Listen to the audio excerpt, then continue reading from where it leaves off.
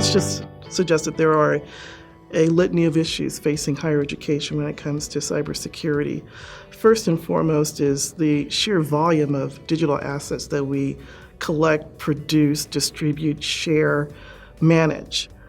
Many of those assets have extraordinary value to individuals, not only within the education community, but outside of the education community. The sheer volume of intellectual property that we produce is not just valuable to those of us in higher education, clearly, but also to nation-state actors. Really, the bad actor attacks and the threat environment that's out there, the security operations teams at our universities are very busy because they're just continually being subject to attack. And I think just trying to make sure that we stay on track with that is very, very difficult. The ongoing threat landscape is growing more complex. Threat actors can actually buy attack kits on the black market for pennies on the dollar and do extraordinary damage to us. And what's happened is that the bad guys have shifted from wanting that kind of information to sell for identity theft, and they've shifted to a more nefarious kind of role. And what that role is general information about you specifically.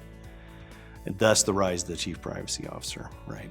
So that information they're using, say, to tip elections or to go after even particular issues.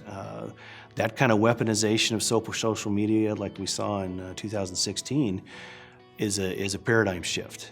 Internet of Things devices are great, but they are really pushing the barrier far more towards convenience over security. When the Internet of Things devices are used by individuals that cannot or won't patch and apply security updates. In many cases, a lot of the vendors don't make them available to consumers just because the device is so inexpensive in the first place. So those devices are on the internet for convenience purposes, and our students want to control their electric lights. You know, they want to have an electronic doorbell on their dorm room or a video doorbell.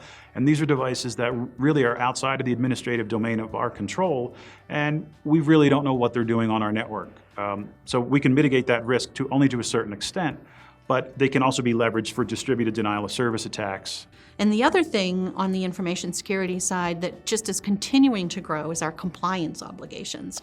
We're just starting to see every year another step up in terms of a new obligation that we have when it comes to compliance. You know, whether it's our local compliance on our campuses or with our board of trustees, to our state and our state auditors and our regulatory compliance, and then the national level with all of the different compliance that comes there. It just is continuing to grow, and both the security operations area with that widespread threat actor and you know, threat vectors that come in, as well as the compliance, just keeps those departments enormously busy. It's growing increasingly more difficult to hire security professionals, to get them properly trained, to retain them in our environment. When you compare the need for really qualified people with the threat landscape, we have a very complex task to work with. Additional security threats for higher ed include password reuse. That's a big one in that I may choose a really strong password, but if I reuse it on 10 sites, if it's breached on one site, I can use it on all the other 9. And that's a huge issue. It's a security awareness education piece that is, we don't really make it easy for our users. Like historically for years, we've chosen passwords that were hard for users to remember, but easy for computers to crack. And especially as computing power increases today, we really need to have users understand why they need a better password to prevent these kinds of attacks. The other one I'd say is cloud. From a technical perspective, the move to the cloud is freeing. It's going to really enable a lot of optimization of resources in a lot of institutions. On the other hand, if you don't do it smartly, we're all going to suffer some massive breaches at the end of it if we don't do it in a way that makes sense. The larger you are, the more your scope to contend with research as one of your core missions, the more complex you are. It's not just teaching and learning, it's research, and it's also community service, which means we're an open environment.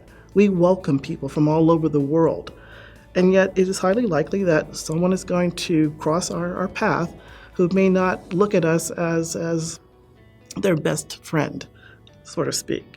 So we have to worry ourselves about, some of the potentiality of a threat actor crossing our path because they took advantage of our open environment.